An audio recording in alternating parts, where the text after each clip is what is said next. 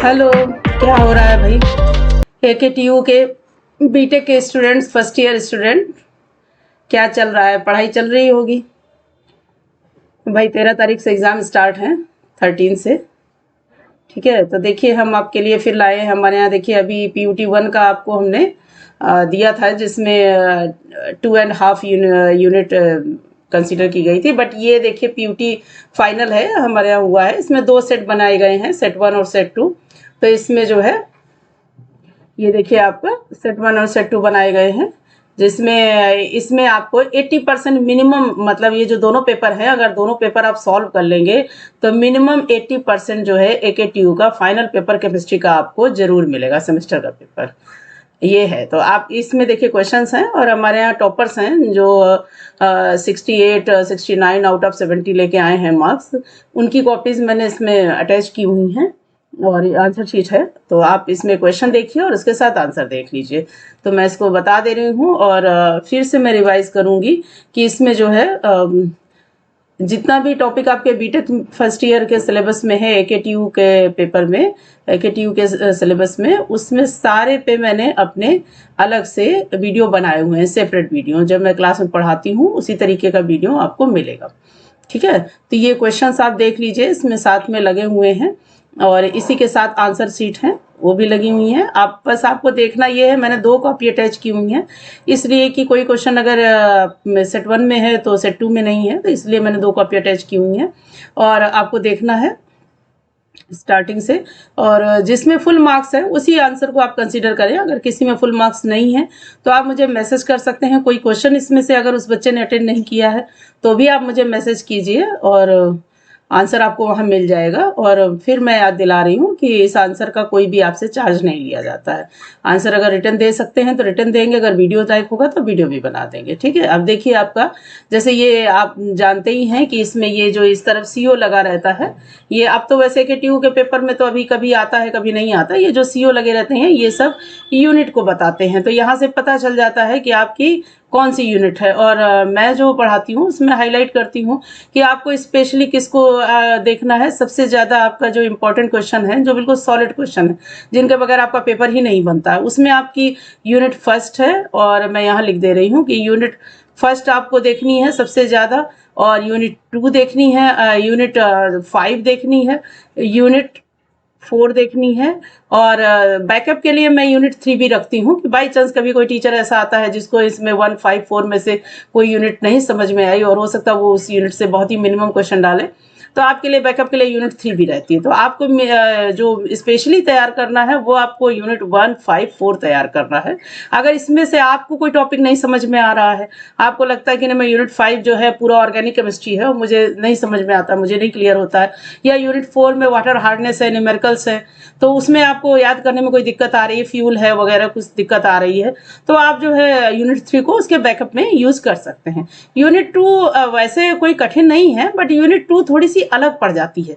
हाँ, स्पेक्ट्रोस्कोपी है, आइसोमेरिज्म है, उसका बाकी किसी यूनिट से कोई अटैचमेंट नहीं होता है, इसलिए उसको थोड़ा सा बच्चे जो सोचते हैं कि इंटर में स्पेक्ट्रोस्कोपी वगैरह कुछ पढ़ा नहीं होता है तो उनको दिक्कत आती है। तो इसलिए मैं यूनिट 2 पे बहुत ज़्यादा जोर नहीं देती हूँ, और यूनिट 3 के क्वेश्चंस का भी कोई ठिकाना नहीं रहता है, इसलिए मैं उसको सॉलिड नहीं मानती हूँ। बट ये है, आप तैयार कर सकते हैं, मैंने क्वेश्चन उसके भी डाले हुए हैं, अब उसके भी आंसर क्वेश्चन मिल जाएंगे आपको। तो आप स्पेशली तैयार कीजिए कोई यूनिट 1 जिसमें आपके MOT है, LC है। MOT और LC के बगैर पेपर आपका बनता नहीं है। MOT होगा, LC होगा, ग्रेफाइट फुलरिन होगा। आप कितना भी 5-6 सेमेस्टर पुराना जब सिलेबस चेंज भी हो गया, अगर उसके पहले भी ये टॉपिक रहे तब भी आप देख लीजिए, तो उसमें भी आप देखेंगे कि इनके बगैर जो है पेपर बना नहीं है आपका। ग्रेफाइट फुलरिन, LC और MOT, ये 3 बिल्कुल सॉलिड है यूनिट 1 में। यूनिट 1 में आपके 3 सॉलिड हैं टॉपिक। वैसे यूनिट 5 में आपके जो है बायोडिग्रेडेबल है, कंडक्टिंग पॉलीमर, इन दोनों में से एक आना ही है। आपके पॉलीमर ब्लेंड कंपोजिट में से भी क्वेश्चन आता है, लेकिन फिर भी वो 95% है। बाकी आपके जितना भी कंपाउंड्स हैं, जिसमें आपके रबर है, पॉलीमर है, रबर है और नायलॉन है, आपके ये सब हैं, इनमें से भी आता है। ग्रिग्नार्ड रीजन का भी कंडीशन वही है, थोड़ी सी चेंज है। तो देखिए ये क्वेश्चंस आप देख लीजिए, इसमें ये इंपॉर्टेंट क्वेश्चन है, और इसमें से 80% पेपर आपको जरूर मिलेगा। जैसे देखिए इसमें मैंने आपको क्वेश्चन, ये सेट 1 है, तो सेट 1 में मैंने कंपाउंड्स कुछ कंसिडर किए हैं, जैसे बेकेलाइट है, ये रेजिन होता है, डेक्रॉन है, SBR है, NBR है, और नायलॉन 6 है। उस तरीके से जो थोड़े बहुत और होंगे वो मैंने सेट 2 में डाले हुए हैं। ठीक है, ये देखिए इसमें कंडक्टिंग पॉलीमर दिया है, उसमें बायोडिग्रेडेबल पॉलीमर दिया होगा, क्योंकि इन दोनों में से क्वेश्चन आना ही है। ठीक है, जैसे ये क्वेश्चन एनाइसोट्रॉपिक क्रिस्टल दिया है, तो मैं बहुत मिनिमम वर्ड्स में बच्चों को समझाती हूँ कि आपको ज्यादा नहीं सोचना है। क्रिस्टल के नाम पे आपके सिलेबस में, AKTU के सिलेबस में सिर्फ लिक्विड क्रिस्टल है। पहले तो क्रिस्टल था भी थोड़ा बहुत, डिफेक्ट जब पढ़ते थे आप, लेकिन अब तो क्रिस्टल के नाम पे सिर्फ वही है। तो आप ज्यादा टेंशन मत लीजिएगा, ये सब छोटे छोटे क्वेश्चन एक आध नंबर के लगा देते हैं। अगर आपने पढ़ा है तो अच्छी बात है, नहीं पढ़ा है तो क्रिस्टल के नाम पे आप ये मान लीजिए कि ये 2 नंबर का, ये 1 नंबर क्वेश्चन है। एनाइसोट्रॉपिक क्रिस्टल आपको नहीं तैयार, आप छोड़ दीजिए। आपको क्रिस्टल के नाम पे लिक्विड क्रिस्टल पढ़ाया है, अब ये देखिए on the basis of temperature लिखा है, यानी कि थर्मोट्रॉपिक क्रिस्टल आपसे पूछा गया, तो आप यहीं से उठा लीजिए कि ये, और ये यूनिट 1 का क्वेश्चन है। LC के बगैर पेपर बनता नहीं, तो ये आ जाएगा। देखिए दूसरा क्वेश्चन इसी के ऑप्शन में दिया। अगर आपको ये क्वेश्चन समझ में नहीं आया तो कोई बात नहीं, दूसरा देखिए ट्रंकेटेड आइकोसाहेड्रॉन है। लैंग्वेज का ही प्रॉब्लम रहता है केमिस्ट्री में। अब यहाँ अगर आप एनाइसोट्रॉपिक क्रिस्टल पे कंफ्यूज हो रहे हैं तो पता चला यहाँ आप ट्रंकेटेड आइकोसाहेड्रॉन में आप परेशान हो गए। तो ट्रंकेटेड आइकोसाहेड्रॉन जो एक वर्ड है, ये आया है फुलरिन में। फुलरिन का एक्चुअली सॉसर स्ट्रक्चर बोला जाता है। तो सॉसर मतलब ये पहले जो था ट्रंकेटेड आइकोसाहेड्रॉन से ही सॉसर बॉल होती है, उसको ट्रंकेटेड आइकोसाहेड्रॉन कहा जाता है। उसको फिर फुलरिन के फॉर्म में चेंज किया गया, जिसमें आपके हेक्सागोन और पेंटागोन वगैरह होते हैं। तो इस तरीके से आपको ये वर्ड भी याद रखना है कि ट्रंकेटेड आइकोसाहेड्रॉन अगर कहीं आ रहा है तो इसका मतलब है, देखिए एलोट्रॉप ऑफ कार्बन में आपके 2 हैं, डायमंड वो ग्रेफाइट है और फुलरिन है। तो ये ट्रंकेटेड आइकोसाहेड्रॉन वर्ड जो है ये आपके ग्रेफाइट में नहीं आता, ये फुलरिन में आता है। तो आपको यहीं से उठा लेना कि ये फुलरिन का क्वेश्चन है, ये LC का क्वेश्चन है। इसमें से जो अच्छा तैयार हो वही करना है आपको। देखिए फाइनल इस सेमेस्टर का ये फाइनल वीडियो है, इसलिए मैं आपको इसमें कुछ और चीजें भी बताऊंगी जिससे कि आप जो है ये समझें कि पेपर को करना कैसे है। तो सबसे पहले मैं जैसे अपने बच्चों को बताती हूँ वैसे आपको भी बता रही हूँ कि पेपर जब भी आपके पास आ रहा है तो आप लेट हो जल्दी हो उससे कोई मतलब नहीं है। आपको 10 मिनट कम से कम पेपर को देखना ही है। आप पहले पेपर को देखेंगे, उसके बाद पूरा पेपर देखेंगे। कोई मतलब उसमें ये नहीं कि मैंने शुरुआत में देख लिया बहुत अच्छे क्वेश्चन आए हैं तो मैं वहीं से शुरू कर दूं, नहीं, हो सकता उससे भी अच्छा क्वेश्चन हो। अच्छा इन द सेंस कि आपको क्या अच्छा आता है, आपको मैक्सिमम मार्क्स किस में मिल सकते हैं, उस क्वेश्चन को आपको कंसीडर करना है। ठीक है, तो पूरा पेपर देखना है। और पेपर का जो नंबर होता है वो आपका डिपेंड होता है सेक्शन B और सेक्शन C में। सेक्शन A तो आपका कॉम्प्लीमेंट्री है, इसमें जितना आप कर ले जाएं, क्योंकि इसमें कुछ आउट ऑफ सिलेबस भी क्वेश्चन रहेंगे, कुछ ऐसे भी रहेंगे जो आपको समझ में ही नहीं आ रहे होंगे, तो उसको तो आप कॉम्प्लीमेंट्री मान लीजिए। जितना 10-20 नंबर जो भी आपके इसमें पड़ जाएं वो ठीक है, लेकिन मेन जो आपके रिजल्ट जो आपका बनाएगा वो सेक्शन B और सेक्शन C बनाएगा। तो आपको सेक्शन B और सेक्शन C में आपको एक सीक्वेंस बनाना, एक स्ट्रेटेजी बनानी है कि जो अच्छे क्वेश्चंस आते हैं उन्हीं को सबसे पहले सेलेक्ट करना है। अच्छे मतलब आपको अच्छे से आते हों, उनको प्रेजेंट आप अच्छे से कर सकें। और सेकेंड थिंग कि कौन सा क्वेश्चन नंबर ज्यादा दिला सकता है। ठीक है ना, जैसे आपके पास नैनो मटेरियल आ रहा हो, कंडक्टिंग पॉलीमर आ रहा है, तो आप दोनों में से कौन सा क्वेश्चन आपको नंबर ज्यादा दिलाएगा? नेचुरली कंडक्टिंग पॉलीमर ज्यादा दिलाएगा। ठीक है ना, जैसे मॉलिक्यूलर ऑर्बिटल थ्योरी में मान लीजिए NO है, ऑक्सीजन है, नाइट्रोजन है, किसी का आपको मॉलिक्यूलर ऑर्बिटल डायग्राम वगैरह पूरा बनाने को दे दिया गया और वहीं पर आपसे कंडक्टिंग वो कंपोजिट पूछ लिया गया, तो आपको कौन नंबर ज्यादा दिलाएगा? नेचुरल सी बात है, मोटी दिलाएगा। ठीक है ना, ऐसे ही तो ये थोड़ा सा सिलेक्शन जो होता है बहुत मीनिंगफुल होता है केमिस्ट्री के पेपर में। तो आपको सबसे पहले यही देखना है कि आपको कौन सा क्वेश्चन सबसे अच्छा आता है और उसकी एक स्ट्रेटेजी बना लीजिए कि आपको सबसे पहले अच्छा, सबसे सुपर क्वेश्चन, फिर उसके बाद थोड़ा सा कम, वो डिक्रीजिंग ऑर्डर में आप उस हिसाब से बनाते जाइए। और सेक्शन ए सबसे लास्ट में कीजिए, क्योंकि आपके जो एग्जामिनर के ऊपर जो इंप्रेशन जमाएगा वो सेक्शन B और सेक्शन C ही जमाता है, क्योंकि ये 7 नंबर का फुल क्वेश्चन होता है। जितना अच्छा प्रेजेंटेशन होगा उतना ही अच्छी मार्किंग आपको मिलेगी। ये मैं अपने स्टूडेंट को भी समझाती हूँ और इसलिए मैं सबको बता रही हूँ। आप देखिए, आप पेपर शुरू करते हैं। देखिए पहला क्वेश्चन है होमोपॉलीमर और कोपॉलीमर। ठीक है, इसको मैंने आधा मार्क्स इसका कट किया है क्योंकि इसने एग्जाम्पल नहीं बताया। ठीक है ना, बाकी इसका थ्योरी इसकी ठीक है, तो लेकिन आधा नंबर इसलिए मैंने कट किया क्योंकि इसने एग्जाम्पल नहीं बताया। आप देखिए इसमें भी सेम केस यहाँ पर है, क्लासिफिकेशन ऑफ फ्यूल मैंने पूछा। ये इस तरीके के सिंपल क्वेश्चन आते हैं, हाँ, जो बहुत ज्यादा आपसे डिस्कस नहीं किए जाते हैं क्लास में। कुछ तो करते ही नहीं, कोई टीचर बताता ही भी नहीं है, और कुछ बताते भी हैं तो जनरली बता दिए ऐसे। इसमें भी सेम प्रॉब्लम है कि इन्होंने एग्जाम्पल नहीं दिया है। जैसे सॉलिड फ्यूल है, लिक्विड फ्यूल है, गैसियस फ्यूल है। आप सबको पता है सॉलिड फ्यूल में आपके लकड़ी आ जाएगी, कोयला आ जाएगा, लिक्विड फ्यूल में आपके पेट्रोलियम वगैरह आ जाएंगे, गैसियस में आपके हाइड्रोजन गैस वगैरह आएगी, तो इसने नहीं यूज़ किया इसको। वही है जैसे नेचुरल फ्यूल है, आर्टिफिशियल फ्यूल है, तो इसमें भी वही है कि नेचुरल में आपके जो नेचर में पाए जा रहे हैं, आर्टिफिशियल में आपके आर्टिफिशियल नहीं कहेंगे इसको, आप सिंथेटिक कहना चाहिए इसको। इसने आर्टिफिशियल जो वर्ड यूज़ किया है, आर्टिफिशियल तो नहीं, इसने बच्चा है, इसने जल्दबाजी में कर दिया है। आर्टिफिशियल इसको नहीं यूज़ करना चाहिए, इसको यूज़ करना चाहिए सिंथेटिक फ्यूल। ठीक है, तो सिंथेटिक फ्यूल में जैसे आपके बायोगैस वगैरह आ जाएगा, गोबर गैस आ जाएगी। ठीक, नेचुरल फ्यूल में तो आपके लकड़ी सबसे अच्छा एग्जाम्पल है, वुड को ले लीजिए आप, और इसमें जैसे आ जाएगा बायोगैस आ जाएगी। ठीक है, और इसमें जैसे आपके सॉलिड फ्यूल में मैं इसमें लिख दे रही हूँ, ये सॉलिड फ्यूल में आपके वुड आ जाएगा, आप दोबारा भी रिपीट कर सकते हैं, कोई दिक्कत नहीं है। लिक्विड फ्यूल में आपके पेट्रोलियम आ जाएगा। ठीक है, और गैसेस फ्यूल में आपके आ जाएगा हाइड्रोजन गैस, हाइड्रोजन जो है इसको ले सकते हैं आप। ठीक, इस तरह के आंसर होंगे। अब देखिए इसमें भी हाफ मार्क्स इसका केवल इसीलिए कट रहा है क्योंकि इस बच्चे ने दिक्कत यही कर दी है ना कि इसने अब यहाँ पर जैसे ग्रेफाइट बनाया, तो graphite is used as a lubricant, ये सब ठीक है, इनको उन्होंने वंडरवॉल फोर्सेस के बारे में बताया है, बट इसने डायग्राम नहीं बनाया। इसमें आप देखेंगे कि आपको बनवाया गया होगा क्लास में, नहीं बनवाया गया तो मैं बनवा दे रही हूँ। बाकी इस पे आपको यूनिट 1 का पूरा नोट्स आपको मिलेगा, आप वहाँ पर जाएंगे हमारे चैनल में, आप देखेंगे तो सभी के जो है हर यूनिट का, हर टॉपिक पे आपके यूनिट वाइज भी पड़े हुए हैं, टॉपिक वाइज भी वीडियोस बहुत सारे पड़े हुए हैं, तो आप उसमें देखेंगे तो आपको इनके सबके फुल बिल्कुल ब्रीफ में फुल एक्सप्लेनेशन के साथ आंसर आपको मिल जाएंगे।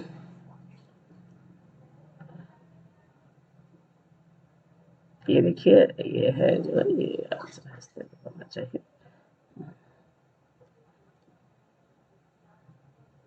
हेक्सागोनल रिंग्स होती हैं, तो ये रिंग्स जो होती हैं जैसे ये लेयर फॉर्म भर कर लेती हैं। अब ये तो ऊपर लेयर हो गई, अब ये देखिए सेकंड लेयर होगी, तो सेकंड लेयर जी भी जो इसी तरीके की आप बनाएंगे, इस तरह की आप आगे बढ़ा लीजिए इसको, जैसे भी आप जितना भी बना सकें उतना उसका नहीं है। तो ये जो लेयर्स होती हैं ये वीक वंडरवॉल फोर्सेस के द्वारा अटैच होती हैं, तो इसको इसमें जो है डायग्राम बनाना चाहिए था, और जब स्टूडेंट टॉपर हो तो उससे एक्सपेक्टेशन भी थोड़ी ज़्यादा होती है। तो ये जो है इसको ये बताना चाहिए था कि यहाँ ये वंडरवॉल फोर्सेस के द्वारा अटैच रहते हैं। ये इसलिए मैंने इसका हाफ मार्क्स कट किया है, किसने डायग्राम नहीं बनाया, क्योंकि एक्चुअली होता ये है कि 2 नंबर के क्वेश्चन में अधिकतर आंसर हाफ पेज से ऊपर ही होना चाहिए, इससे कम नहीं होना चाहिए। ठीक है, देखिए ये ऑक्सोक्रोम क्रोमोफोर है, इसमें इसने एग्जाम्पल वगैरह दिया है इसलिए 2 नंबर दे दिए, बल्कि क्रोमोफोर का नहीं दिया एग्जाम्पल, लेकिन कोई बात नहीं, ऑक्सोक्रोम का दिया है तो ठीक है, कोई दिक्कत नहीं है, थोड़ा सा है इसमें, बाकी कोई इशू नहीं है। और इसमें थोड़ा सा इन्होंने ये भी गलती की है, बच्चा कंफ्यूज हो गया है, लेकिन चलिए क्रोमोफोर और ऑक्सोक्रोम में बहुत ज़्यादा फर्क नहीं होता है, इसलिए ये कंफ्यूजन भी इसीलिए होता है, और बहुत ज़्यादा फर्क नहीं होता है इसलिए बच्चे कंफ्यूज होते हैं, लेकिन ये है कि आप बता भी देंगे तो भी ठीक है, तो क्योंकि दोनों ही रिस्पॉन्सिबल होते हैं कलर के लिए ही। लेकिन ये होता है कि क्रोमोफोर जो होता है वो डायरेक्टली इम्पार्टिंग के लिए रिस्पॉन्सिबल होता है कि जो सब्सटेंस में कलर जो रिप्रेजेंट कर रहा है वो होगा, और उस कलर को जो ब्राइट करे या कलर को जो इन्हेंस करे वो ऑक्सोक्रोम होता है। तो इसने थोड़ा सा ये गलती की हुई है, लेकिन ठीक है, चलिए इतना ज़्यादा बड़ा ये इशू नहीं है, इसलिए 2 मार्क्स को दे दिए हैं। अब ये ग्रॉस कैलोरी जीसीबी एनसीबी ये भी आता है, ठीक है, इसमें total amount of release on, ये देखिए ये भी ठीक है, हाँ ये भी सही किया है, इसलिए इसको फुल मार्क्स मिले हैं। आप ध्यान दीजिएगा कहीं पर जहाँ फुल मार्क्स होंगे उसमें आप मान लीजिए कि वो क्वेश्चन 99% सही होगा, थोड़ा बहुत की बात अलग है। इसमें देखिए क्वेश्चन दिया था मैग्नीशियम का, ये कोरोजन से उठाया हुआ है, इसमें इसने कंप्लीट आंसर दिया, थ्योरी भी दी है, डायग्राम भी दिया है, रिएक्शन वगैरह पूरा दिया हुआ है, इसलिए ये सही है। साल्ट ब्रिज का है, इसमें भी देखिए हाफ मार्क्स इसीलिए मैंने दिया है क्योंकि इसमें ये चाहता तो यहाँ पर ये थोड़ा सा ये हल्का सा डायग्राम बना सकता था। एक्चुअली 2 नंबर के क्वेश्चन में थोड़ा सा देखना ये रहता है, शॉर्ट आंसर है कि इनमें आपको हाफ पेज मिनिमम लेके चलना पड़ता है, आपको कम से कम आधा पेज तो आप लीजिए ही आंसर में, इससे कम में नहीं होगा। अब देखिए ये होती है इसकी साल्ट ब्रिज, ठीक है, इसको इतना हल्का सा रफली ही बनाता है, लेकिन छोटा सा डायग्राम बनाना चाहिए था इसमें, इसने ये नहीं बनाया है, इसलिए इसका हाफ मार्क्स कटा हुआ है। हाफ ब्रिज हो गया, साल्ट ब्रिज हो गया, ये आपके इलेक्ट्रोड्स वगैरह हो गए हैं। इसमें ये एनोड होता है, गैल्वेनिक सेल में होता है, इसी में दिखाया जाता है आपको, तो लिखा तो इसने ठीक है, लेकिन ये नहीं इसने बनाया, इसलिए इसको कैथोड इसका पॉजिटिव होता है, एनोड इसका नेगेटिव होता है। ये Zn होता है, ये गैल्वेनिक सेल है। गैल्वेनिक सेल के एग्जाम्पल में इसको बताना था। और ये देखिए मुझे कितना टाइम लग रहा है, थोड़ा सा टाइम, बस बच्चे हैं आलस कर जाते हैं, अदरवाइज मुझे कितना टाइम लगा डायग्राम बनाने में, और इनको कितना देर लगता है, लेकिन इन्होंने नहीं बनाया। चलिए कोई नहीं, लेकिन आप लोग आगे ध्यान रखिएगा, अभी तो सेमेस्टर पेपर है। हाँ, इसको भी मैंने बोला है ये भी बनाएगा आगे, ठीक है। तो बाकी सारे बेस ठीक है। अब सेक्शन बी आ रहा है, देखिए वो इसने सेक्शन ए पहले कर दिया है, बट होना ये चाहिए सेक्शन ए आप बाद में करिए। समझाते हैं लेकिन बच्चे हैं, कई बार मान जाते कई बार नहीं। अब देखिए सीमेंट पे क्वेश्चन है, सही है बिल्कुल। कहीं कोई प्रॉब्लम हो, मैं बार बार कह रही हूँ, कहीं कोई प्रॉब्लम हो आप तुरंत मुझे मैसेज कीजिए। 13 जो है 2-3 दिन बाद है, आज 10 तारीख है, मैं 10 तारीख को ये वीडियो बना रही हूँ, तो 3 दिन और हैं। 3 दिन के आप 2 दिन मानिए, अब 13 को आप मुझसे थोड़ी पूछेंगे। तो कल और परसों में किसी को कोई प्रॉब्लम आती है तो मुझे तुरंत मैसेज कीजिए, मैं आपको वहीं पर आंसर दे दूंगी, या आपको वीडियो बनाकर भी मैं डाल दूंगी। किसी को कहीं भी कोई समस्या आए तो मुझे तुरंत बताइए। देखिए इसको मैंने ये इसने देखिए अच्छा किया है सीमेंट, लेकिन फिर भी इसको देख ही लीजिए, अभी इसको 7 नंबर नहीं मिला है। 7 नंबर अभी देखिए, ये 7 नंबर का क्वेश्चन रहा होगा, लॉन्ग आंसर है, लेकिन अगर इसने डायग्राम बनाया होगा तो इसको 7 नंबर मिला होगा। ये देखिए पूरा इसने पैकिंग स्टोरिंग सब बताया है। हाँ देखिए मिला हुआ है इसने, डायग्राम इसका बहुत अच्छा है। देखिए बिल्कुल लग रहा है जैसे प्रिंट किया हुआ है। तो ये देखिए फिर अच्छा सीमेंट हो गया। ये देखिए एमओटी का क्वेश्चन हो गया, ऑक्सीजन पे पूछा गया है, ठीक है। ये देखिए पूरा एनर्जी डायग्राम वगैरह बनाया है। मैक्सिमम इसी के फुल मार्क्स हैं, इसके शायद 68 मार्क्स हैं आउट ऑफ 70। 2 ही नंबर कहीं कटे होंगे, या 66 होंगे, ऐसे कुछ हैं। वही आधे आधे नंबर जो ऊपर कटे हैं वही हैं, हाफ मार्क्स। बाकी इसने पूरा किया हुआ है। देखिए bomb calorimeter is the most important topic. ये मोस्ट इम्पॉर्टेंट आज तक, मतलब मैं देख रही हूँ कि मैं 10 साल से 15 साल से मैं हूँ इस फील्ड में, और मैं देख रही हूँ कि सिलेबस कई बार बीच में चेंज हुआ है, लेकिन बॉम्ब कैलोरीमीटर को किसी ने हाथ नहीं लगाया। इसको सिलेबस से आउट कोई कर ही नहीं सकता है। तो इसको तो आप बिल्कुल सॉलिड मान लीजिए, ये क्वेश्चन आना ही है। ये देखिए बहुत अच्छा रिप्रेजेंटेशन है इसका, मैंने नोट्स बनवाए हुए हैं, लेकिन ठीक है सभी बच्चे याद नहीं करते हैं। इस बच्चे ने बहुत अच्छा किया है, पूरा हेडिंग वाइज। हेडिंग का ही बहुत कमाल होता है केमिस्ट्री में। अब आप चाहते तो ये सब सिंपली भी बता सकते थे, लेकिन मैंने देखिए एपरेटस को पूरा डिटेल में एक्सप्लेन किया है इस बच्चे ने। आप देखिए स्टार्टिंग से ही इसने हेडिंग डाला है। पहला ये प्रिंसिपल हो गया, बॉम्ब कैलोरीमीटर के साथ इसने प्रिंसिपल दे दिया है। इसके बाद कंस्ट्रक्शन के अंदर डायग्राम हो गया, और पूरा उसका जो अपरेटस है उसका पूरा डिटेल हो गया। उसके बाद वर्किंग के अंदर ही इसने प्रिंसिपल डाल दिया है। अच्छा ऊपर इंट्रोडक्शन दिया है, यहाँ वर्किंग के साथ प्रिंसिपल दे दिया है इसने। प्रिंसिपल के साथ ये कैलकुलेशन, यहाँ हेडिंग पढ़नी चाहिए थी, बच्चे हैं जल्दबाजी में नहीं कर पाते हैं। यहाँ हेडिंग जो है कैलकुलेशन पढ़नी चाहिए थी, जिसके अंदर जो है फार्मूला लिखा जाता है। ये कैलकुलेशन है। स्पेलिंग सबको पता है ना कैलकुलेशन की, मैं शॉर्ट में लिख देती हूँ स्पीड में। देखिए आप ऐसे लिख लीजिए, ये कैलकुलेशन हेडिंग पड़ेगी। तो कैलकुलेशन के अंदर डायग्राम आते हैं। डायग्राम इसमें 2 हैं, दोनों तैयार कर लीजिए, क्योंकि न्यूमेरिकल आपका किसी पे भी आ सकता है। ये cooling correction, fuse plus acid correction, इस तरीके का भी आ सकता है। सिंपल जो W+W है वो भी आ सकता है। तो इसमें न्यूमेरिकल जिस तरीके का आया, ये शायद फ्यूज करेक्शन वाला आया है, तो वाला न्यूमेरिकल इसने बच्चे ने किया है। देखिए फुल 7 मार्क्स हैं। और केमिस्ट्री में अगर इतना अच्छा प्रेजेंटेशन आप करते हैं, कोई कटिंग नहीं है, कहीं कोई ओवर राइटिंग नहीं है, हेडिंग प्रॉपर पड़ी हुई है, अंडरलाइन किया हुआ है, देखिए बीच में सेंटर में इसने क्वेश्चन नंबर डाला है, इस तरीके से आप करेंगे तो कोई ही टीचर होगा जो आपके नंबर कट करेगा। अदरवाइज केमिस्ट्री में भी आपको फुल मार्क्स मिल सकते हैं। अगर अच्छे से आप प्रेजेंट करेंगे तो उसको फुल मार्क्स देना चाहिए। लेकिन कभी कभार ये होता है कि कई टीचर में थोड़ा सा मिसमैचिंग हो जाती है कि अब बच्चे ने किस तरह पढ़ा है और टीचर ने किस तरह पढ़ाया है। तो चलिए 1 आध नंबर काट लेगा, बस 6 नंबर तब भी मिलेंगे आपको, 6 से कम नहीं होगा। अभी देखिए इतना बढ़िया है, बेकेलाइट है, इसने पूरा देखिए रिएक्शन बताई, उसके बाद प्रॉपर्टीज यूजेस साथ में चल रहा है पूरा। डेक्रॉन है, डेक्रॉन को पेट भी कहते हैं। ये देखिए पूरा बता रहा है कि ये मोनोमर यूज हुआ, उसके बाद पॉलीमर यूज हुआ। मैं इसीलिए वीडियो हमेशा एग्जाम के जस्ट पहले बनाती हूँ कि जिस बच्चे को कहीं कोई समस्या है वो इससे चाहे तो स्क्रीनशॉट लेके प्रिंट भी निकाल सकता है, उसको पूरे नोट्स मिल जाएंगे। और मैं इस बात की गारंटी दे सकती हूँ कि अगर आपने दोनों सेट मेरे तैयार कर लिए तो आपको 80% पेपर आपको मिलेगा। 100 मतलब आप ये मान लीजिए कि आपको 100% पेपर करना रहता है, तब पेपर तो 130% होता है। लेकिन आपको जो करना है, जितना आपको करना रहता है चॉइस को हटा के, उसमें भी आपको 80% मिलेगा। 20% मैं इसलिए नहीं कहती हूँ क्योंकि उसमें सेक्शन ए में कई बार आउट ऑफ सिलेबस क्वेश्चन डाल देते हैं, ठीक है। और कई बार आपका ये जो यूनिट 2 है उसमें भी क्वेश्चन थोड़े से कभी कभी इधर उधर हो जाते हैं। पिछले सेमेस्टर जैसे ये प्रॉब्लम आई थी, तो इसलिए मैं 100% नहीं बोल सकती हूँ, लेकिन 80% आपको मिलेगा। 80% मतलब जो आपको करना है उसमें से चॉइस को हटा दीजिए, तब भी आपका जो ऑप्शनल क्वेश्चन है उनको हटा दीजिए। उसके बाद सेक्शन बी में आपको 5 में आपको 3 क्वेश्चन करने, तो जो 3 क्वेश्चन है उनमें से मिनिमम आपको 2 मिलेंगे, हो सकता है 3 भी मिल जाए, ठीक है ना। मैं वो बात कर रही हूँ कि 3 करने तो 3 में से 2। अब मान लीजिए सेक्शन सी में आपको 10 में से 5 करने रहते हैं, मतलब ऑप्शनल होता है, 2 में से 1 2 में से 1 ऐसे करके 5 क्वेश्चन होते हैं, तो उसमें भी मैं आपको बता रही हूँ कि 5 में कम से कम 4 क्वेश्चन आपको मिल जाएंगे। तो 80% का तो गारंटी रहती है मेरी मिलने को, आपकी किस्मत पे भी है। 90% भी मिल सकता है, कैसा पेपर आता है, कैसी आपकी तैयारी है, उस हिसाब से। ये देखिए जो अच्छा किया है उसको 7 मार्क्स फुल मिल रहा है, ठीक है। ये देखिए स्पेक्ट्रोस्कोपी भी क्वेश्चन करवाए हैं मैंने, तो सब बच्चे ने किया है। इलेक्ट्रॉनिक ट्रांजिशन पूछा गया था तो उसने देखिए अच्छे से किया है डायग्राम के साथ। मेरे आंसर्स में आपको ये चीज़ मिलेगी क्योंकि ये केमिस्ट्री के लिए भी अच्छा होता है।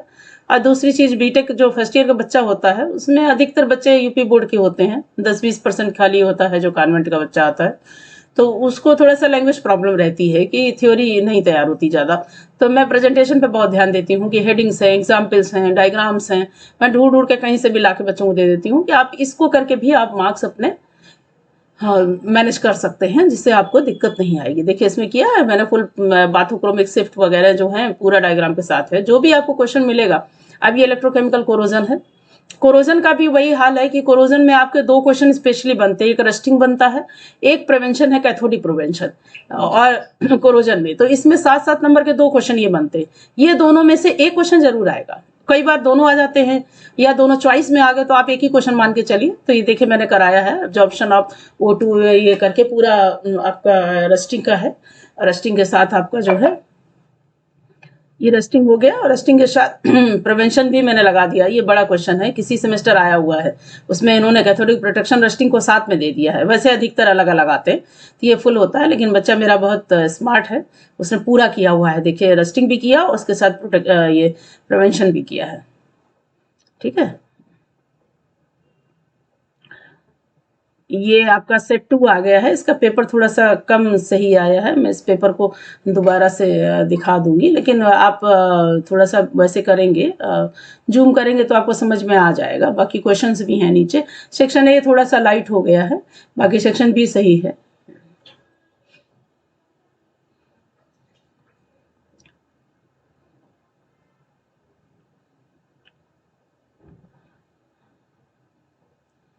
इसका पेपर थोड़ा कम समझ में आया, बट आप ऐसे देखेंगे आपको आ जाएगा, थोड़ा सा डिटेल में देख लीजिएगा, और जब आंसर देखेंगे तब आपको समझ में आ जाएगा कि इस क्वेश्चन में क्या पूछा गया है।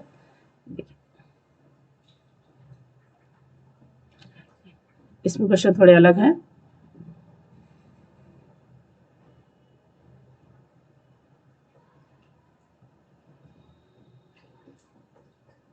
मैं इसका एक और कॉपी है उसको भी इसी में लगा दूंगी, आप देख लीजिए, इसमें भी देख लीजिए, और एक कॉपी और है मैं उसको भी लगा देती हूँ आपको,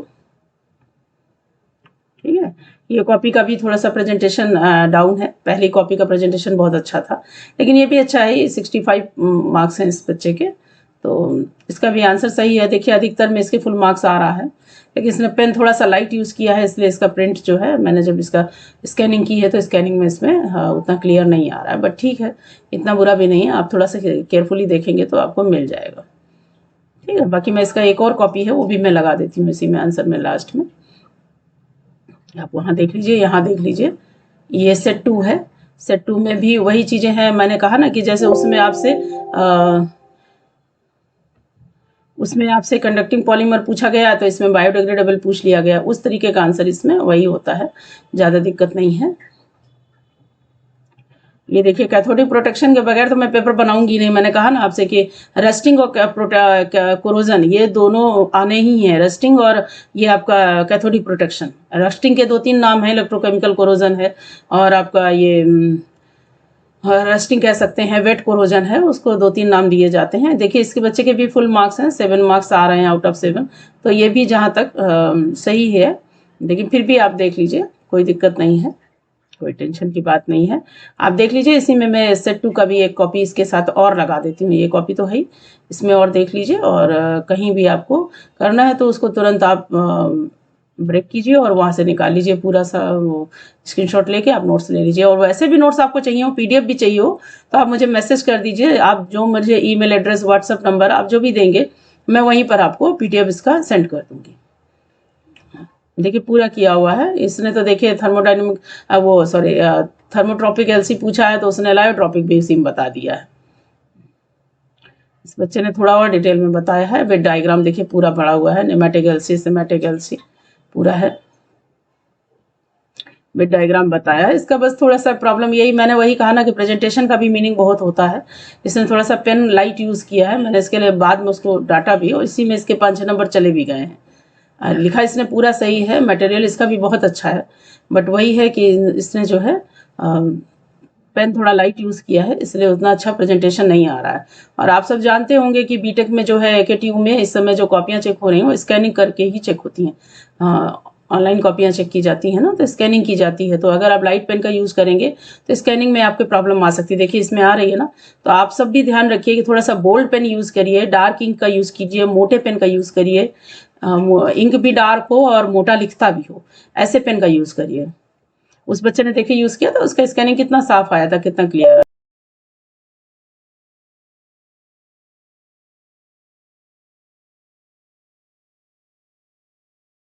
चलिए भाई आगे देख लीजिए, थोड़ा सा प्रॉब्लम आ गई थी। ये देखिए आपके इसमें सेट 2 हमारा चल रहा है, इसको देख लीजिए। ठीक है, ये देखिए ग्रेफाइट का दिया हुआ है, ग्रेफाइट का फुल क्वेश्चन। उसमें देखिए फुलरिन पूछा गया सेट 1 में, इसमें सेट 2 में ग्रेफाइट पूछा गया। ध्यान बस यही रखिएगा कि एलोट्रॉप ऑफ कार्बन दोनों होते हैं, चाहे आपका ग्रेफाइट हो चाहे फुलरिन हो। लेकिन फुलरिन में आपको एक वर्ड मिलता है ट्रंकेटेड आइकोसाहेड्रान, ये इस नाम से कई बार क्वेश्चन आया है। ये इसका नाम नहीं है, इससे ये डिराइव होता है, बट ये है इस वर्ड को कहीं यूज कर रहे हैं, तो आप ध्यान रखिएगा, इससे आप पहचान लीजिएगा कि आपसे फुलरिन पूछा गया। बट इसमें तो देखिए ग्रेफाइट पूछा गया, तो ग्रेफाइट का आंसर पूरा लगा हुआ है।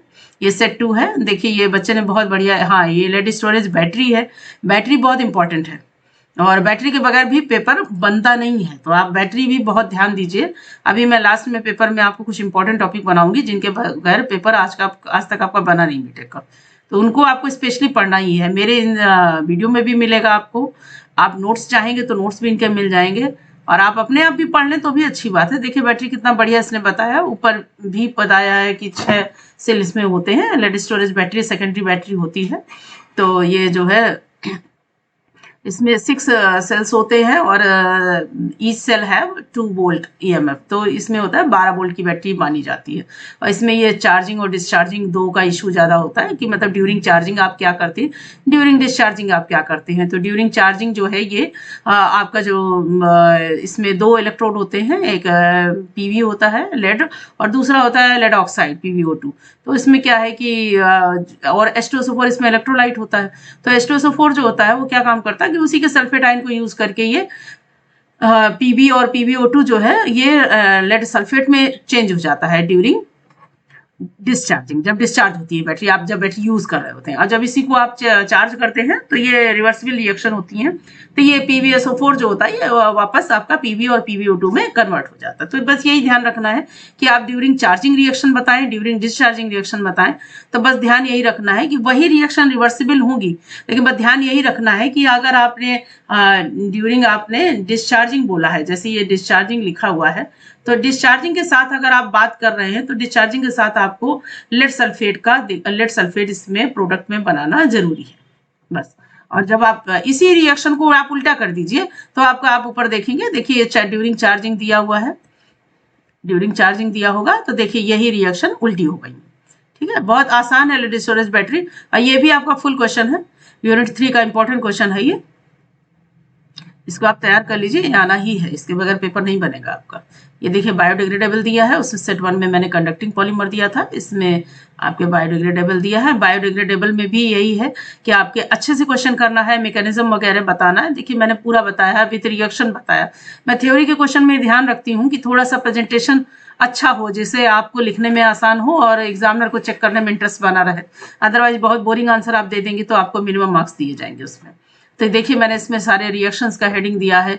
मैकेनिज्म है, मैकेनिज्म में देखिए दो हैं, बायोअक्यूमुलेशन है, फ्रेगमेंटेशन है, और ये रिएक्शंस हैं। और इसके बाद अभी आप देखिए एप्लीकेशन भी स्पेशली बताई है।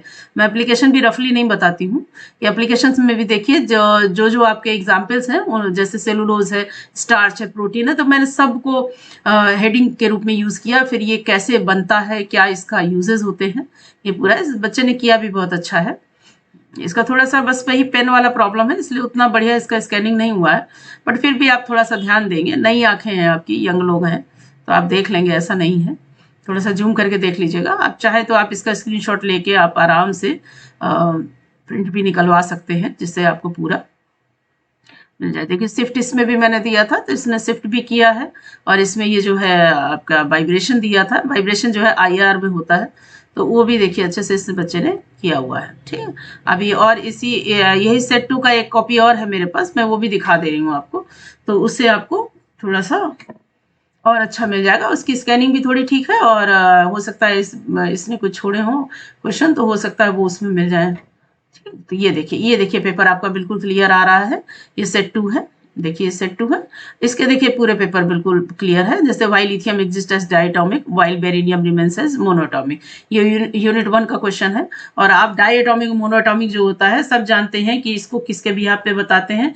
इसको आप बताएंगे किसके बिहाफ पर बताएंगे, बताइए, बॉन्ड ऑर्डर के बिहाफ पर। किसी भी मॉलिक्यूल को आप डायटोमिक या मोनोटॉमिक बताना है, या इसी तरह क्वेश्चन आता है आपका ये डज नॉट एग्जिस्ट करके, तो ये सब आप किसके बिहाफ पे बताएंगे, आपको बताना है बॉन्ड ऑर्डर के बिहाफ पे। ठीक, तो यहाँ पर आप बॉन्ड ऑर्डर को यूज करें, उससे बता दें। देखिए अभी इसके आंसर में दिखा रहे हैं, इसमें देखिए क्वेश्चन आपको बिल्कुल क्लियर दिख रहा है। ठीक, उसमें थोड़ा सा स्कैनिंग सही नहीं थी। स्कैनिंग क्या सही नहीं थी, उसका पेपर ही थोड़ा सा डाउन था। ये मैंने दूसरा पेपर मंगा के उसका प्रिंट निकाला है पूरा। अब यहाँ देखिए आंसर शीट भी आपको अच्छी मिलेगी। ये देखिए पूरा क्लियर है, अच्छे पेन का यूज किया है बच्चे ने, और प्रेजेंटेशन भी इसका अच्छा है। ये देखिए लिथियम का है, देखिए ये पूरा इसने बॉन्ड ऑर्डर निकाला, और जिसका बॉन्ड ऑर्डर 0 आया है वो मॉलिक्यूल एग्जिस्ट नहीं करेगा। देखिए विथ एक्सप्लेनेशन इस बच्चे ने पूरा बताया हुआ है, ठीक है। इसलिए जिसमें फुल मार्क्स है उसमें तो आपको सोचना ही नहीं है, वो आंसर बिल्कुल सही है। जहां फुल मार्क्स नहीं है बस वहीं देखना है आपको कि कोई ना कोई कमी है, इसलिए फुल मार्क्स नहीं है। अब ये देखिए इसमें क्वेश्चन आया है कि जो है जो दरवाजे होते हैं उन्हीं के लिए है कि नहीं, ये शायद उसका क्वेश्चन है, आयरन नेल करके है ना कि, हाँ तो हाँ, इस क्वेश्चन को आप देखेंगे तो ये कोरोजन का क्वेश्चन है। तो जिसने देखिए बताया कि atmosphere around the nail contain water molecule, मतलब इसमें जो क्वेश्चन पूछा गया उसका आंसर इसने थ्योरी में दिया, लेकिन उसके साथ साथ उसने रिएक्शन भी दी थी। मैंने पहले बताया ना आपको, जैसे पहले वाला आपने पेपर देखा तो उसमें उस बच्चे को 1.5 मार्क्स मिल रहे थे। वो इसीलिए मिल रहे थे क्योंकि उसने थोड़ा सा प्रेजेंटेशन में कमी कर दी थी, कमी क्या कंजूसी कर दी थी। अब इसमें देखिए इसने पूरा किया, इसने देखा कि नहीं 4 लाइन में आंसर नहीं हो पा रहा है, तो इसने क्या किया, रिएक्शन दे दिया। रिएक्शन ये रस्टिंग वाले हैं, लेकिन रस्टिंग वाले रिएक्शन आप यूज कर सकते हैं। जब आयरन की बात हो रही है तो वहां रस्टिंग में आप क्वेश्चन यूज कर सकते हैं। ये न्यूमेरिकल है वाटर हार्डनेस का। वाटर हार्डनेस के न्यूमेरिकल पे मेरे 3 वीडियो हैं, आप चाहें तो मेरे चैनल पर जाएंगे तो आपको 3 वीडियो वहां मिलेंगे, जिसमें कम से कम आप 15-20 न्यूमेरिकल आपको मिलेंगे। वहां पर 20 के अप्रोक्सीमेट न्यूमेरिकल्स हैं, आप वहां देख सकते हैं। 20 न्यूमेरिकल्स हैं जिसमें वाटर हार्डनेस और फ्यूल। यूनिट 4 में न्यूमेरिकल्स है तो वो पूरे उसमें पड़े हुए हैं। यहाँ तो एक न्यूमेरिकल मैंने 2 नंबर में दिया, वो बच्चे ने किया है।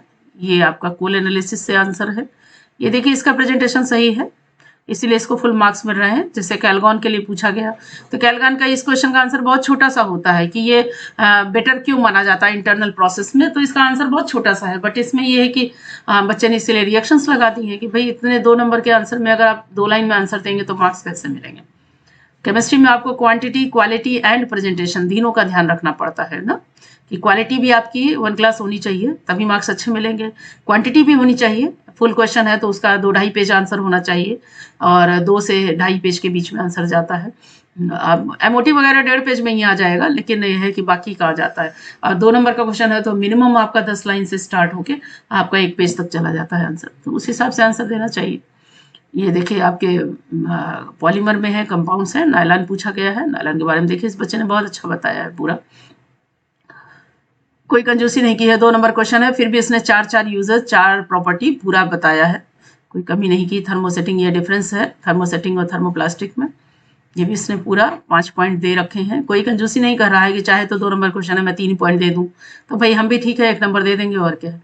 मैं तो 1.5 देती हूँ, बस फाइनल एग्जाम में हाफ मार्क्स देना अलाउ नहीं होता है, तो वहाँ पर 1 देंगे या 2 देंगे तो आपका नुकसान हो जाएगा।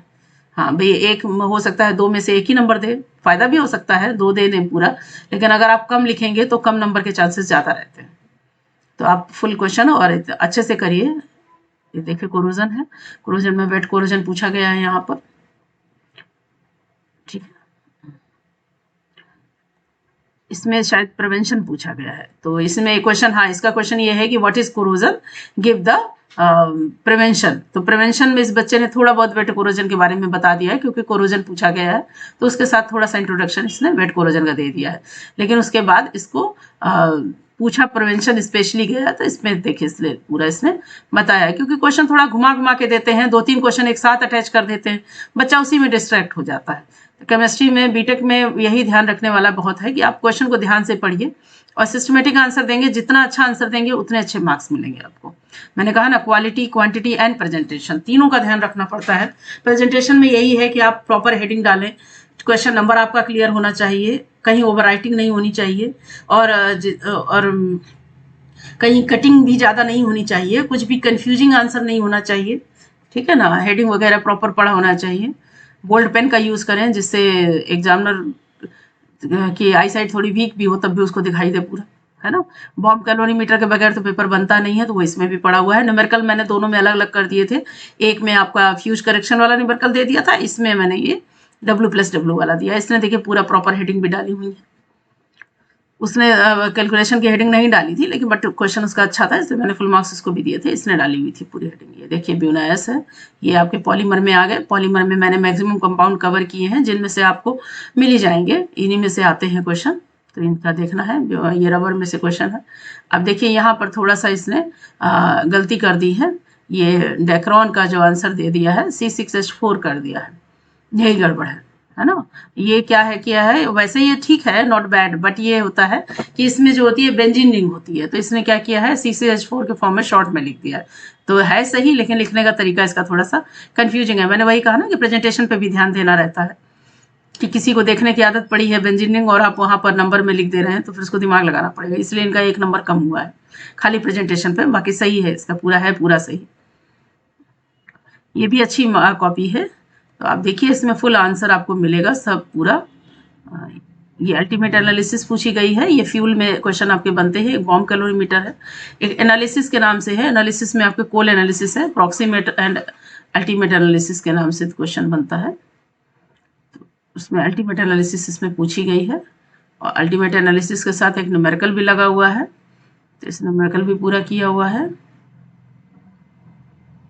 उसमें ऑक्सीजन का एग्जाम्पल दिया गया था, MOT में क्वेश्चन था, इसमें NO का है, इसने एनर्जी डायग्राम वगैरह सारा बनाया है। ग्रेफाइट को इसमें पूछा गया है कि ये जो है लुब्रिकेंट के फॉर्म में क्यों यूज होता है, ग्रेफाइट पूरा पूछा गया है शायद इसने, तो पूरा देखिए डिटेल में बताया हुआ है इसमें पूरा ग्रेफाइट। तो सेट 2 की तो मैंने 2 कॉपियां लगा दी हैं, अगर पहला क्वेश्चन नहीं किया किसी ने तो दूसरा किया होगा, दूसरे ने किया होगा, तो आप वहां से देखते हैं। ये देखिए बैटरी मैंने दोनों सेट में दी है, क्योंकि ये मोस्ट इंपॉर्टेंट पे आती है। बहुत बढ़िया किया है इसमें। पहले वाले बच्चे ने भी बहुत अच्छा किया था, बट उसका थोड़ा सा पेन का प्रॉब्लम था, इसलिए उतना बोल्ड नहीं था, तो स्कैनिंग उसकी अच्छी नहीं थी, बट इसकी स्कैनिंग भी बहुत अच्छी हो रही है। आप देखिए इसमें बायोडिग्रेडेबल पॉलीमर पूछा है, पूरा क्लियर किया हुआ इस बच्चे ने। तो आप यहाँ से भी प्रिंट निकलवा सकते हैं, आप इससे डायरेक्ट भी पढ़ सकते हैं, ना प्रिंट निकलवाइए। और फिर मैं रिपीट कर रही हूँ कि कोई क्वेश्चन हो, कोई प्रॉब्लम हो, कहीं भी कोई क्वेश्चन हो, आप मुझे मैसेज कर सकते हैं। आप AKTU नहीं, कहीं बाहर की यूनिवर्सिटी से भी बिलोंग करते हैं तो भी कोई दिक्कत नहीं है। आप केमिस्ट्री में कोई भी प्रॉब्लम है, आप मुझे मैसेज कीजिए, और आप आंसर देने लायक वहाँ पे होगा तो मैं वहीं दे दूंगी। अगर थोड़ा बड़ा आंसर होगा तो मैं वीडियो बना के आपको पर्सनली भी भेज सकती हूँ, यूट्यूब पे आप चाहेंगे तो वहाँ पे मिल जाएगा। ठीक, आप देखिए इन्होंने ये पूरा किया हुआ है, बट इसमें थोड़ी छोटी सी गलतियां की हुई हैं, इसलिए इनको थोड़े से मार्क्स कम मिले हैं। बट आप इसको वहां देख लीजिए, इसलिए मैंने इधर देखिए आंसर दूसरे का लगा रखा है उसी के साथ में, क्योंकि इनकी हेडिंग थोड़ी सी गड़बड़ थी। तो इसमें सीजरिंग है, रॉकिंग है, वैगिंग है, और ये आपका ये ट्विस्टिंग है, 4 हेडिंग होती हैं इसमें। तो ये देखिए आपको आंसर यहाँ डायग्राम यहाँ सब बने हुए हैं, लेकिन बस वही है, हेडिंग थोड़ी सी गड़बड़ कर रही थी तो हेडिंग के लिए मैंने वहाँ पर डाल दिया है, इसलिए टेंशन नहीं लेना है, पूरा कर लेना। और फिर मैं आपको याद दिलाऊंगी कि मेरे से आप कोई भी क्वेश्चन का आंसर लेते हैं तो आपको कहीं भी किसी भी तरीके का कोई चार्ज नहीं पड़ेगा, किसी भी तरीके का कोई चार्ज आपसे नहीं लिया जाएगा। आप बीटेक में हैं और इंजीनियरिंग केमिस्ट्री में चाहे किसी भी यूनिवर्सिटी से आप बिलोंग करें, AKTU के हैं तब तो बहुत ही अच्छा है, लेकिन अगर आप कहीं बाहर की यूनिवर्सिटी से भी हैं तो भी कोई दिक्कत नहीं है, आप क्वेश्चन डालिए, आपको उसका आंसर मिलेगा। ठीक है, चलिए, गुड लक फॉर 13 मार्च। अच्छा पेपर होगा, अच्छा आंसर होगा, आप देखिए।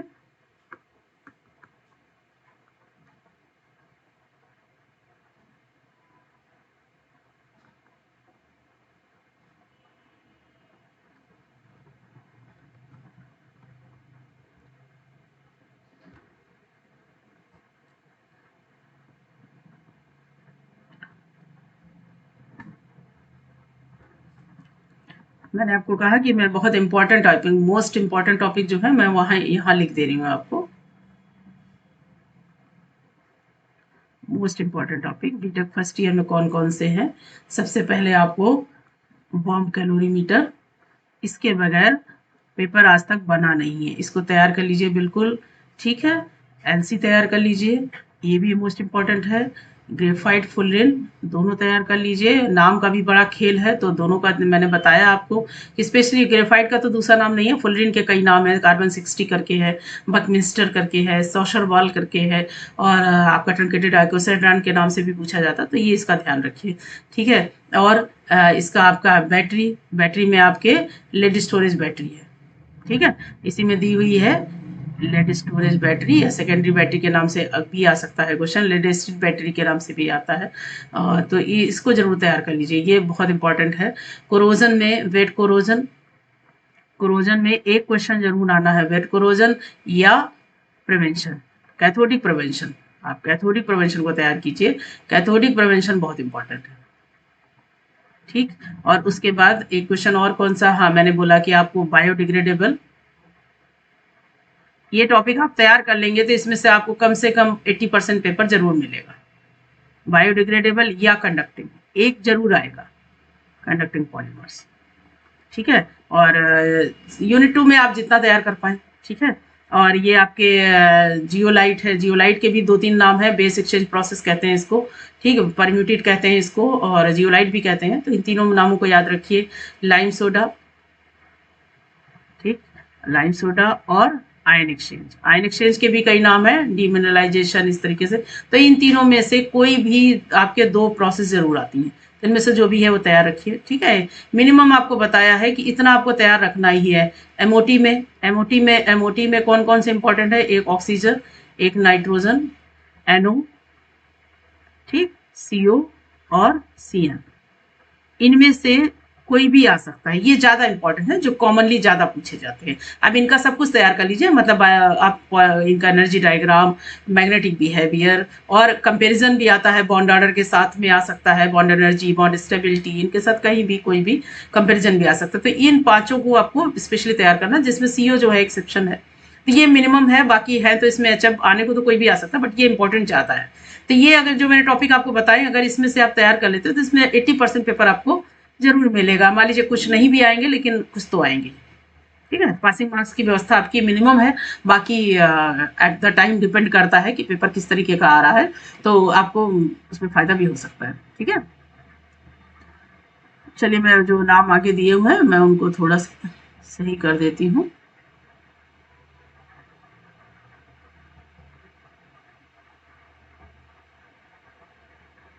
ये आगे नाम जो है उसका स्कैनिंग थोड़ा सा कम हुआ है, मैंने दूसरी कॉपी से निकाला है, एक्चुअली इस बच्चे को थोड़ा कन्फ्यूजन हो गया तो इसने थोड़ा सा गड़बड़ कर दिया, तो मैं उनको वहीं पे सही कर दे रही हूँ, आप उसको वहां से नोट कर लीजिए। ठीक है, स्पेक्ट्रोस्कोपी के क्वेश्चन है ये, और ये वाइब्रेशन है, आईआर स्पेक्ट्रोस्कोपी में आता है। एक यूवी स्पेक्ट्रोस्कोपी होती है, एक आईआर होती है। तो यूवी में आपके ट्रांजिशन है, क्रोमोफोर, ऑक्सोक्रोम, बाथोक्रोमिक शिफ्ट वगैरह ज्यादा इंपॉर्टेंट है, वही आते हैं। लैम्बर्ट बियर लॉ भी है, मैंने इसमें नहीं दिया है, बट आप लैम्बर्ट बियर लॉ भी तैयार रखिए। ना हो, मैंने फिर कहा आपको कोई नोट्स आपकी जरूरत हो किसी भी चीज की, अगर इसमें नहीं मिल रहा है किसी, जितनी भी कॉपियां मैंने दिखाई हैं, तो आप मुझसे अलग से भी मांग सकते हैं। ठीक है, तो देख सकते हैं आप, ये है सीजरिंग और ये आपका है बैगिंग। वैसे दिख तो रहा है लेकिन फिर भी मैं इसको ऊपर से कर दे रही हूँ। ठीक, ये आपका ट्विस्टिंग है और इधर आपका जो ये जा रहा है ये रॉकिंग है। नाम याद कर लीजिए, बाकी ऊपर वहाँ पर डायग्राम बने हुए हैं, वहाँ से आप डायग्राम उठा लीजिएगा। इसमें ये रोटेशन का होता है, इसमें आईआर है ना, तो आईआर में रोटेशन होता है, तो रोटेशन मॉलिक्यूल का है। ये देखिए डिफरेंट साइड है, तो ये सीजरिंग हो गया, जैसे कैंची होती है ना उस तरीके से। ये देखिए सेम साइड होता है, तो ये रॉकिंग हो गया है। ठीक है, सेम साइड हो रहा है रोटेशन। अब इसमें ये देखिए वैगिंग है, वैगिंग में जो होते हैं सेम मॉलिक्यूल जो है सेम डायरेक्शन में मूव करते हैं, तो देखिए प्लस प्लस एक साथ आ रहा है। ट्विस्टिंग में आप जानते हैं जैसे कपड़े निचोड़े जाते हैं ना, उसको ट्विस्टिंग कहते हैं, तो उसमें अपोजिट एक एक आगे आएगा तो एक पीछे जाएगा, या एक ऊपर जाएगा तो एक नीचे आएगा, इस तरीके का मॉलिक्यूल का रोटेशन होता है। तो वही डायग्राम इसमें बने हुए हैं, मैंने वही देख के क्लियर कर दिया। बाकी डायग्राम वही है, जैसे सेंटर में एक मॉलिक्यूल ये हो गया, ये बी जैसे दिख रहा है, देखिए ये बी हो गया और ये ए हो गया। एक और डायग्राम सब में कॉमन है, बस आपको रोटेशन का जो है डायरेक्शन सही करके दिखाना है, बस वो आप क्लियर कर लीजिएगा, उससे कोई दिक्कत नहीं है, इसको बना लीजिएगा। ठीक है, that's all and good luck.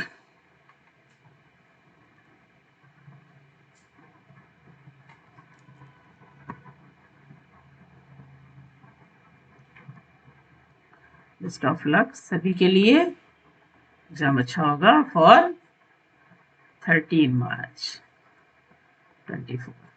ठीक, चलो ओके।